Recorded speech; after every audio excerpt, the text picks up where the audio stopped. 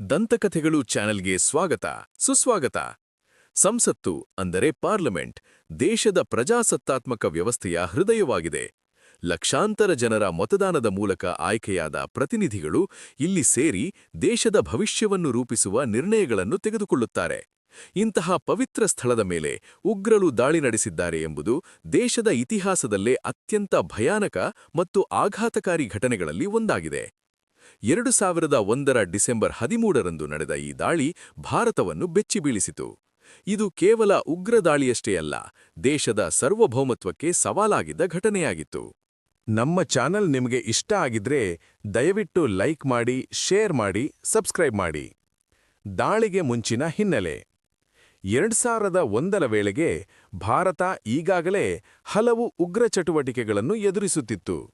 ಜಮ್ಮು ಕಾಶ್ಮೀರದಲ್ಲಿ ಉಗ್ರರ ಅಟ್ಟಹಾಸ ಹೆಚ್ಚಾಗಿತ್ತು. ಪಾಕಿಸ್ತಾನ ಮೂಲದ ಉಗ್ರ ಸಂಘಟನೆಗಳು ಭಾರತದಲ್ಲಿ ಭಯೋತ್ಪಾದಕ ಚಟುವಟಿಕೆಗಳನ್ನು ನಡೆಸುತ್ತಿದ್ದವು. ಈ ಹಿನ್ನೆಲೆಯಲ್ಲಿಯೇ ಉಗ್ರರು ದೇಶದ ಅತ್ಯಂತ ಭದ್ರತೆಯ ಪ್ರದೇಶವಾದ ಸಂಸತ್ತನ್ನೇ ಗುರಿಯಾಗಿಸಿಕೊಂಡರು. 2001 ಡಿಸೆಂಬರ್ 13 ಆ ಭೀಕರ ದಿನ. ಸಮಯ ಮತ್ತು ಸಂದರ್ಭ: ದಿನಾಂಕ ಡಿಸೆಂಬರ್ 13, 2001. ಸಮಯ ಬೆಳಗ್ಗೆ ಸುಮಾರು 11:40. ಸ್ಥಳ ಭಾರತ ಸಂಸತ್ ಭವನ, ನವದೆಹಲಿ. ಆ ದಿನ ಸಂಸತ್ತಿನಲ್ಲಿ ಅಧಿವೇಶನ ನಡೆಯುತ್ತಿತ್ತು. ಅನೇಕ ಸಂಸದರು, ಸಚಿವರು ಮತ್ತು ಅಧಿಕಾರಿಗಳು ಸಂಸತ್ತಿನೊಳಗೆ ಇದ್ದರು. ಕೆಲವೇ ನಿಮಿಷಗಳ ಹಿಂದೆಯಷ್ಟೇ ಅಧಿವೇಶನ ಮುಗಿದು ಸಂಸದರು ಹೊರಹೋಗಿದ್ದರು. ಇದು ದಾಳಿ ಇನ್ನಷ್ಟು ಭೀಕರವಾಗುವುದನ್ನು ತಡೆಯಿತು.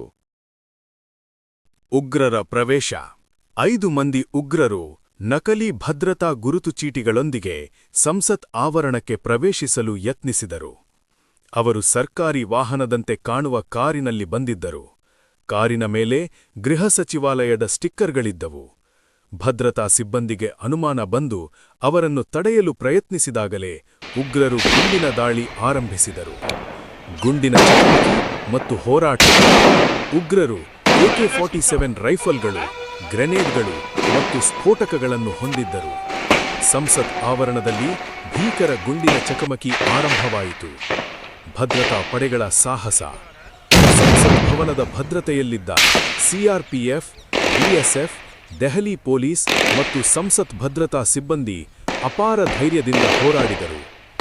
ಉಗ್ರರು ಒಳಗ ಪ್ರವೇಶಿಸದಂತೆ ತಡೆಯಲು ತಮ್ಮ ಪ್ರಾಣವನ್ನೇ ಪಣಕ್ಕಿಟ್ಟರು. ಸುಮಾರು 30 ನಿಮಿಷಗಳ ಕಾಲ ನಡೆದ ಭೀಕರ ಗುಂಡಿನ ಚಕಮಕಿಯಲ್ಲಿ 5 ಮಂದಿ ಉಗ್ರರನ್ನು ಹೊಡೆದುರುಳಿಸಲಾಯಿತು. ವೀರಮರಣ ಹೊಂದಿದ ಭದ್ರತಾ ಸಿಬ್ಬಂದಿ. ಈ ದಾಳಿಯಲ್ಲಿ ದೇಶಕ್ಕಾಗಿ ಹೋರಾಡಿದ ಹಲವಾರು ವೀರರು ತಮ್ಮ ಪ್ರಾಣ ಕಳೆದುಕೊಂಡರು.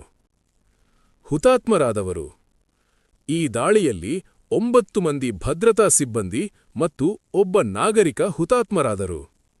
ಅವರ ತ್ಯಾಗವೇ ಇಂದು ಭಾರತ ಸಂಸತ್ತನ್ನು ಉಳಿಸಿತು. ತನಿಖೆ ಮತ್ತು ಬಂಧನ. ದಾಳಿಯ ನಂತರ ದೇಶಾದ್ಯಂತ ಭಾರೀ ತನಿಖೆ ಆರಂಭವಾಯಿತು. ದೆಹಲಿ ಪೊಲೀಸರು ಮತ್ತು ಗುಪ್ತಚರ ಸಂಸ್ಥೆಗಳು ಪ್ರಕರಣವನ್ನು ಗಂಭೀರವಾಗಿ ತನಿಖೆ ನಡೆಸಿದವು. ದೇಶದ ಮೇಲೆ ಬಿದ್ದ ಪರಿಣಾಮ. ಈ ಘಟನೆ ದೇಶದ ಜನರಲ್ಲಿ ಭಯ, ಕೋಪ ಮತ್ತು ದೇಶಭಕ್ತಿಯ ಮಿಶ್ರ ಭಾವನೆ ಮೂಡಿಸಿತು. ಜನರು ಉಗ್ರವಾದದ ವಿರುದ್ಧ ಒಂದಾಗಿ ನಿಂತರು. ಸಂಸತ್ ದಾಳಿ ಭಾರತವನ್ನು ಇನ್ನಷ್ಟು ಎಚ್ಚರಿಕೆಯಿಂದ ಮತ್ತು ಭಾರತ-ಪಾಕಿಸ್ತಾನ ನಡುವಿನ ಉದ್ವಿಗ್ನತೆ. ಈ ದಾಳಿಯ ನಂತರ ಭಾರತ ಮತ್ತು ಪಾಕಿಸ್ತಾನ ನಡುವಿನ ಸಂಬಂಧಗಳು ತೀವ್ರವಾಗಿ ಕೆಡದವು. ಗಡಿಯಲ್ಲಿ ಸೈನಿಕರನ್ನು ಹೆಚ್ಚಿಸಲಾಯಿತು.